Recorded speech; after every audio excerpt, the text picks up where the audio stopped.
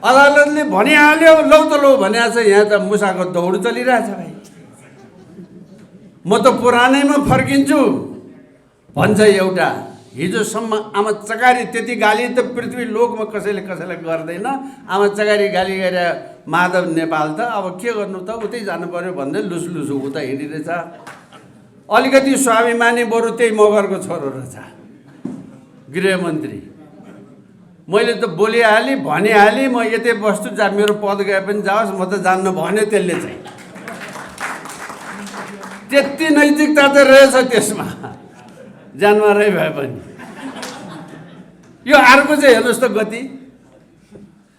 अर्कोको त्यो भूतपूर्व प्रधानमन्त्री भएको मान्छे हेर्नुहोस्, अहिले भोलि प्रधानमन्त्री हुनलाई हिँडेको मान्छे हेर्नुहोस्। हिजो पनि त्यतिका समय प्रधानमन्त्री भएको, आजै भोलि प्रधानमन्त्री हुन हिँडेको मान्छेको गति यो देशमा यस्तो छ। संविधानले या त 2/3 सरकार बनाएको भन्छ, या भयमध्यको सबभन्दा ठुलो पार्टीले सरकार बनाउँछ भन्छ, या मिलिजुली पार्टीहरूले सरकार बनाउँछ भन्छ। यो सरकार केले बनाएको मलाई भन्नुहोस्। अदालतले यदि त्यस्तो हो र त्यो निर्णय गरेको सही हो भने त्यो गरेको भोलिपल्ट ओलीले राजीनामा गर्नु पर्दैन? कहाँ छ नैतिकता? यहाँ कहाँ छ संविधान? हाम्रा लागि हाम्रो संविधान लागू भयो आजबाट। यसको संविधान हामीले मानेकै छैन। नेपालीलाई यसको संविधान के हो थाहै छैन। यो अर्काले बनाइदिया संविधान। तर कुनै पनि कुराको तपाईँ निर्णय गरेपछि एउटा कुरा ख्याल गर्नुहोस्, यसको लामो असर कस्तो हुन्छ। म शिक्षा मन्त्री थिएँ, त्रिभुवन विश्वविद्यालयमा यहाँ डिन साहब हुनुहुन्छ, उहाँको अनुहार देखेर मलाई धेरै कुरा सम्झना आइरहेछ। ह्युम्यानिटिजको डिन साहब, उहाँले पनि आज बोल्नुपर्ने थियो। हामी यस्तो बोल्नुपर्ने, यहाँ थुप्रै विद्वानहरू हुनुहुन्थ्यो। अब समय यस्तै भयो, सबैलाई आज पालो दिन सकिएन। म सबैको तर्फबाट क्षमा पनि माग्छु वास्तवमा। अब बारम्बार हामी यस्तो सभाहरू गरि नै रहन्छौँ, पछि गरौँला।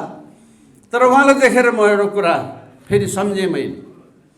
त्रिभुवन विश्वविद्यालयमा समर इन्स्टिच्युट्स अफ लिङ्ग्विस्टिक्स भन्ने एउटा संस्था थियो। समर इन्स्टिच्युट्स अफ लिङ्ग्विस्टिक्स, तपाईँहरू उसमा यही आजभोलि गुगलमा सब चिज हेर्न पाइहालिन्छ, हेर्नुहोस्। त्यसको काम के थियो भने त्यो बेलादेखि, यो राजा वीरेन्द्रको पालाको कुरा गर्दैछु म, जुन बेला शिक्षा मन्त्री थिएँ, यो देशको विरुद्धमा हुने षड्यन्त्रहरू कस्तो कस्तो हुन्छ म तपाईँहरूलाई एउटा उदाहरण मात्रै पेश गर्न लागेको। यो समर इन्स्टिच्युट्स अफ लिङ्ग्विस्टिक्सले त्रिभुवन विश्वविद्यालयसँग के सम्झौता गर्यो भन्नुहुन्छ भने, नेपालमा सयौँ भाषाभाषी छन्, लिपि छैन, कति भाषीको लिपि छैन, बोल्ने मात्रै छ, लिखतमा छैन। त्यसकारणले जबसम्म लिखितममा वा साहित्यमा या लिट्रेचरमा, फिक्सनमा जबसम्म त्यो भाषाले त्यसलाई सम्पन्न गराइँदैन, तबसम्म त्यो बोल्ने भाषा बिस्तारै हराउँदै हराउँदै हराउँदै बानी पर्दै मासिएर जान्छ। आजभोलि ड्याडी मम्मी भने जस्तो बा आमा मान्छेले भन्न छोड्दै जान्छ। त्यो पहिले थियो र त्यस्तो चलन हुन्छ, किनभने त्यो तुच्छ शब्द भयो, त्यो बोल्यो भने लाज भने बा पो भन्दो रहेछ छोराले, ड्याडी भन्यो भने कस्तो मजा हुने।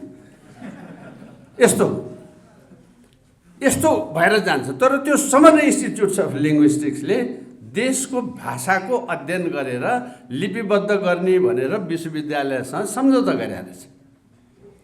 उसँग स्टोल एउटा इन्जिन भएको जहाज पनि थियो, तपाईँहरूको जानकारीको लागि भने। अरू धेरै नेपाल भने त्यति बेला अहिलेको जस्तो सजिलो थिएन, महिनौँ हिँड्नुपर्ने। एउटा हेलिकप्टर र एउटा त्यस्तो जहाज भएपछि देशको कुनै पनि भागमा जहिले पनि जहाँ पनि पुग्न सकिने। नेपालीहरूसँग पैसा पनि छैन, त्यो के गरिरहेको छ उसलाई थाहा पनि छैन। यी समर इन्स्टिच्युट्स अफ लिङ्ग्विस्टिक्सका मान्छे चाहिँ देशैभरि यी भाषाभाषीलाई उचाल्नलाई, यी तिमीलाई त खतम, यी तिम्रो कहाँ छ तिम्रो भाषा, यसले त खतम पार्यो, राजाले त खतम पार्यो भन्दै यस्तो प्रचार गर्दै हिँड्ने र राजाको विरुद्धमा विद्रोह जगाउने एउटा संस्था पो रहेछ त्यो। के गर्नुपर्छ त भन्दा क्रिस्चियन हुनुपर्छ। क्रिस्चियन भएपछि ठिक हुन्छ, तिमीलाई अन्तर्राष्ट्रिय जगतबाट संरक्षण हुन्छ। तिमीलाई यहाँ छोस् त कसैले, तिमीलाई उहाँ अमेरिकाबाट कराउन थाल्छ मान्छे, तिमीलाई यहाँ छोस् त उहाँ बेलायतबाट कराउन थाल्छ, तिमीलाई ठुलो बल पुग्छ। यसो हिसाब गरे मलाई चाहिन त घट्ट चाहिए हो, तर चाहिँ नि अब कसैले मेरो कुरा सुन्दैन। एउटा घटेरोलाई झ्वाक चल्यो म क्रिस्चियन भइदिन्छु भने उसलाई चाहिएको चाहिँ घट्ट चाहिएको, तर विदेशीले चाहिँ उसलाई क्रिस्चियन बनाएको। यसो गर्दै गर्दै गएको राज्यले थाहा पायो। राज्यले थाहा पाएको भोलिपल्ट तत्कालीन राजा वीरेन्द्रले अङ्ग्रेजीमा व्यक्तिलाई 24 घण्टाभित्र 48 घण्टाभित्र देशबाट निष्कासन गर्नु पर्यो भने त्यस्तोलाई पर्सोना नन ग्राटा भन्छ अङ्ग्रेजीको उसमा। त्यो चाहिँ नि तुरुन्तै नै निष्कासन गर्नुपर्ने मान्छेको रूपमा। संस्था पनि त्यस्तै हुन्छ, 48 घण्टाभित्र देश छोड्नु भन्ने निर्देशन भएर त्यो समर इन्स्टिट्युट अफ लिङ्ग्विस्टिक्स यहाँबाट भागाभाग भयो। भागाभाग त भयो, भाग्या भोलिपल्टदेखि त्यसले राजा खेद्न थाल्यो। अब बुझ्नुहोस् कुरा, यहाँका मान्छेलाई पशुपतिमा घन्टी बजाउँदै ठिक छ, उहाँ घन्टी कता कता बजिसकेको थाहै छैन। राज्यको सञ्चालनमा ख्याल गर्नुपर्ने कुराहरू यस्ता यस्ता कुराहरू हुन्छन्। मैले तपाईँहरूलाई एउटा खालि उदाहरण मात्रै बनाएको। त्यति बेला मान्छेले मुठी दान दिएर, ठ्याक्कै मुठी दान दिएर, हाम्रो मुठी दान त सामाजिक चलनमा चलेको नामै हो, बडा महारानीले बनाएको त्यो सामाजिक संस्थाको घर कुन बेला त्यो लुटौँ भनेर अहिले दुनियाँको सबभन्दा ठुलो ज्यान मारेर त्यो चाहिँ त्यो के उपराष्ट्रपति बसिरहेछ त्यहाँ। कमसेकम त्यसरी बस्नलाई आफ्नो सरकारकै बजेटले अर्को घर बनाए पनि हुन्थ्यो नि। यो त आम नेपालीले समाज सेवाको निमित्त मुठी दान दिएर बनाएको घर हो बाबा। त्यो अरू कहीँबाट लुटेर ल्याएर बनाएको चिज होइन, आफ्नो व्यक्तिगत निजी खल्तीबाट बनाएर ल्याएको चिज हो। यो रोयल नेपाल एकाडेमी भनेको राजा महेन्द्रको निजी खल्तीको पैसाले बनाएको, त्यो सरकारी बजेटले बनाएको होइन, त्यसको मन्त्री मै हो, मलाई थाहा छ यो कुरा। अब उनले बनाएको चिज त्यो एकाडेमी साहित्य कला संस्कृतिको विकास होस् भनेर सकेको यो सहयोग हामी यहाँ बेला बेलामा मन्दिर बनाउने, झ्याल हालिदिने, के गर्ने गर्दैन, जसले जसले जे जे सक्छ त्यही गर्ने त हो। त्यसरी बनाएको चिज अहिले त्यसको नामै त्यो शाही भन्ने कुराको त नामै राख्न नहुने भयो देशमा। त्यसो नाम आजभोलि के हो, यो के लोकतन्त्रात्मक एकाडेमी हो कि के भयो कि क्या हो त्यसो नाम? नेपाल प्रज्ञा प्रतिष्ठान। अर्थात् विदेशीले गिद्दी नजर लगाएपछि वा परचक्रीले घर तोड्न खोजेपछि यावत चिजहरू भएर आउँछ। हामीले यहाँ सेनाका थुप्रै अफिसर साथीहरू हुनुहुन्छ, म बारम्बार उहाँहरूलाई समेत भन्ने गर्छु, हाम्रो तराई भागमा भूमिपुत्रहरू नभएको भए नेपाली सेनाको बन्दुकले मात्र यो देशको सिमाना जोगाएको होइन। नेपाली सेना यसमा वीरताको कथा छ, इतिहास छ, त्यो सारा कुरा आफ्नो ठाउँमा छ। तर यति थोरै सेनाले मेचीदेखि महाकालीको 1200 किलोमिटरको यो बोर्डर, त्यही देशभक्त नेपाली, तीकै नेपालीले नजोगाएको भए यो देश रहँदैन थियो। तब आज यहाँ बस्याले, काठमाडौँ बस्याले देशका जोगाउनेका गफ ठुलो गरेर हुँदैन। हामीले त्यो सम्झिनुपर्छ, त्यो बिर्सनु हुँदैन। यिनै राष्ट्रिय काम कुराहरूलाई सम्झाउनका निमित्त सेवा र काम भन्ने कुराको यो चाहिँ काम ठुलो, यो चाहिँ काम सानो हुँदैन। मैले केही समय अगाडिको एउटा सभामा काठमाडौँको नेवारहरूको बारे अलिकति कुरा गरेँ।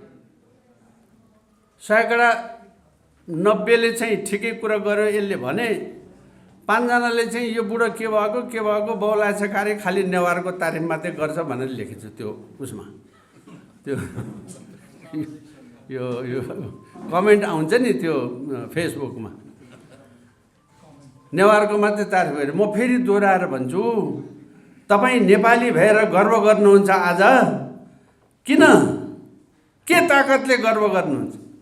हामीसँग सगरमाथा छ भनेर गर्व गर्नु होला, हामीसँग बुद्ध जन्मिया देश भनेर गर्व गर्नु होला, कला संस्कृतिको धुन्धान भएको देश। यो कला संस्कृतिको धुन्धान भने क्या हो? नेवार नभावे कहाँबाट हुन्छ यो कला संस्कृति?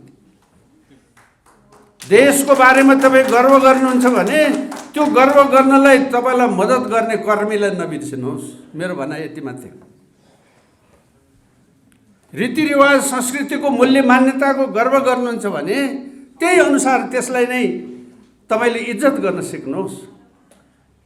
मैले जाने जति मात्रै मेरो कुरा, मैले भने जति मात्रै ठिकवाला कुराले देश हुँदैन। त्यसमाथि हामी यो जे रूपमा अगाडि बढिरहेका छौँ, आज त्यो अङ्ग्रेजको डिभाइड एन्ड रुल, मलाई सार्वजनिक रूपमा आपत्ति भएको एउटा विषय छ यो जनजाति भन्ने विषय। भन्दा भन्दा हामीहरू बानी परिसक्यो जनजाति भन्ने। कसरी जनजाति? को जनजाति? मान्छे यहाँ कि आदिवासी छ कि बासी छ, जनजाति छैन यो देशमा। जनजाति भनेको बेलायतीले हिन्दुस्तानमा शासन गर्दा शासनभन्दा बाहिर भएको र शासनमा आउन नसकेको वर्गलाई लेखेको नाम हो जनजाति भने। मगर जनजाति हो, यो देशको राजखलक हो भाइ। मगर त कसरी जनजाति हो? गुरुङ जनजाति हो? होइन। नेवार जनजाति हो? होइन। यत्रो मल्ल संस्कृति र मल्ल राज्यको यत्रो वैभव भएको देशका मान्छे जनजाति हुन्छ कहीँ? जनजाति भनेको कहीँ अन्त ठाउँ नपाएको, अन्त हैसियत नभएको र राज्यको थिचोमिचोमा परेको वर्गलाई जनजाति भन्छ। तामाङ जनजाति हो? यो त यहाँको चाहिँ केही वर्गले हेपेर एकछिन हेप्याएको कुरा मात्रै हो। तामाङ त्यस्तो होइन। बडा देश जित्यो भनेर गर्व गर्छन् खसहरू। मेरै बाबुबाजे पनि त्यसमा गर्व गर्छन् होला। तर सप्लाई नभएको आर्मीले दुनियाँमा कहीँ केही कुरा जितेको छैन। सप्लाई भन्ने बित्तिकै तामाङ नगाँसिएको सप्लाई सिस्टमै हुँदैन यो देशमा। यसरी बुझ्नुहोस्। त्यसकारण हर जात जातिले बनाएको मुलुक हो यो।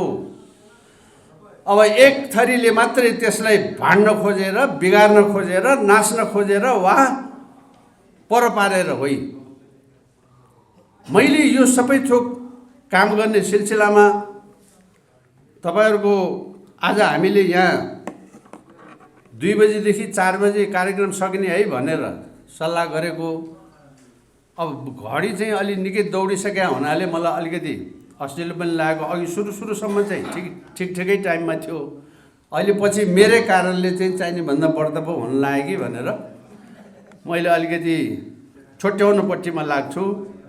हाम्रो यो क्षेत्र नम्बर 3, क्षेत्र नम्बर 5 हामी जे भनिरहे पनि हामीलाई चाँडै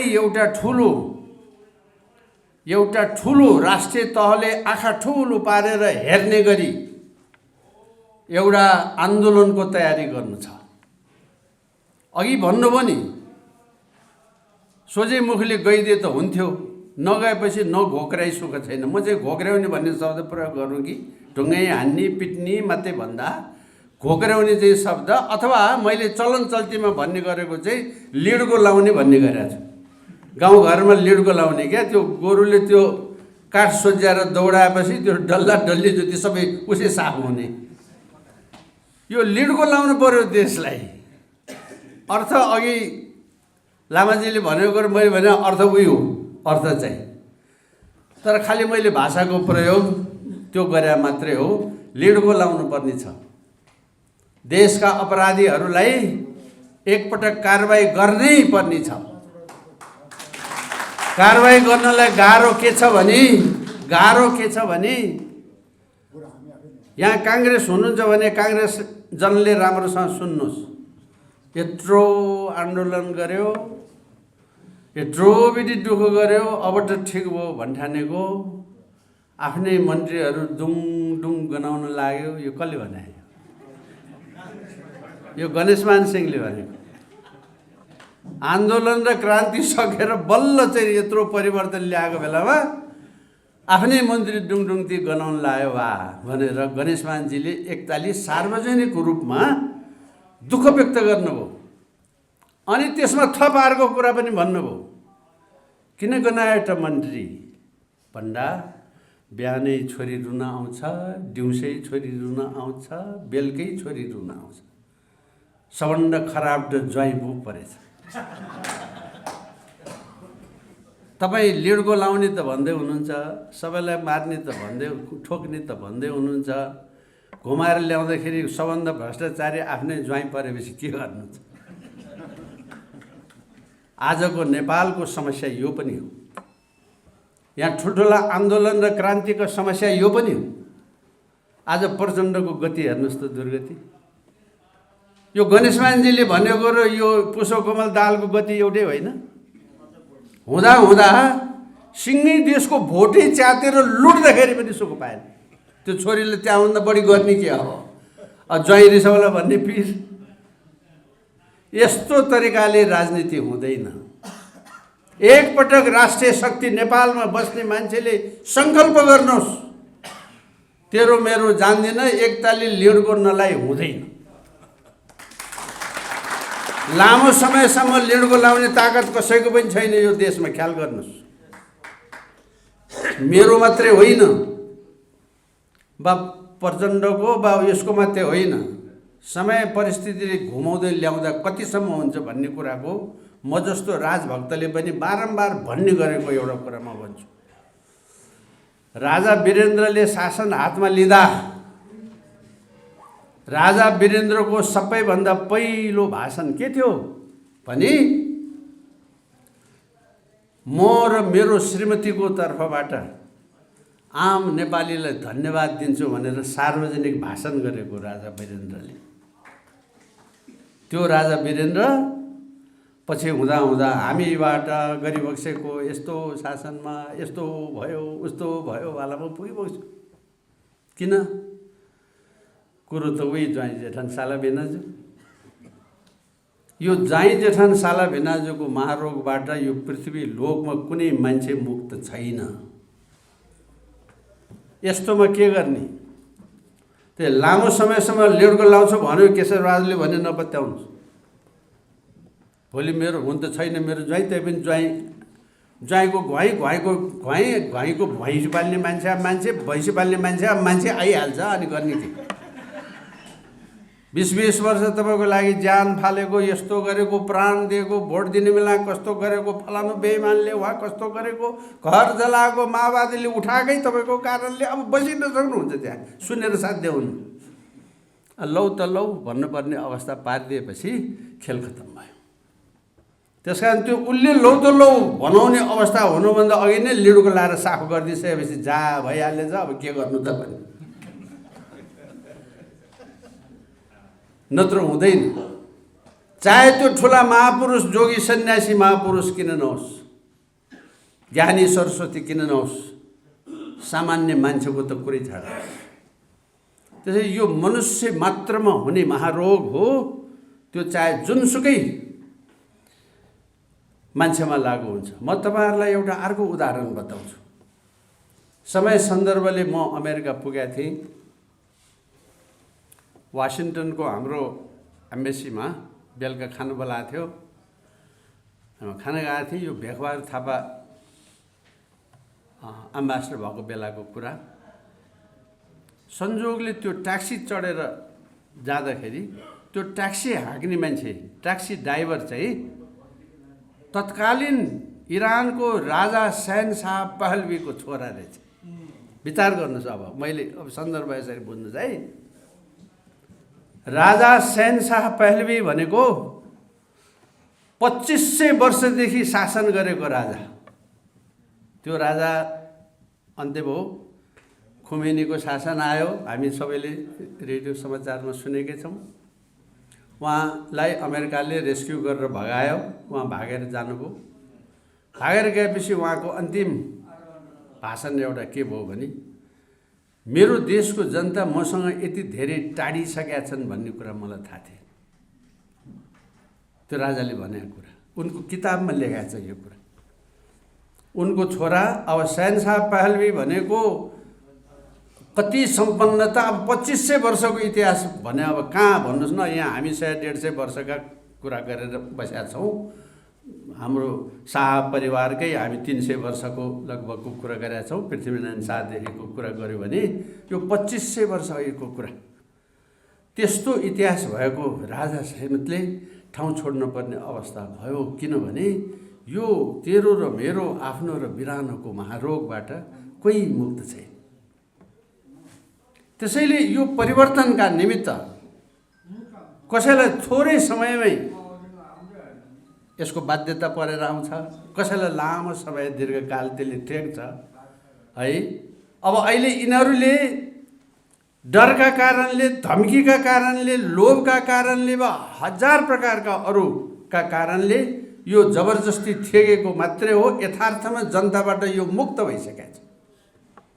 त्यो तपाईँ हामी जति सडकमा हामी खुलेर निस्किन सक्छौँ त्यति यसको सफलता गाँसिएको छ।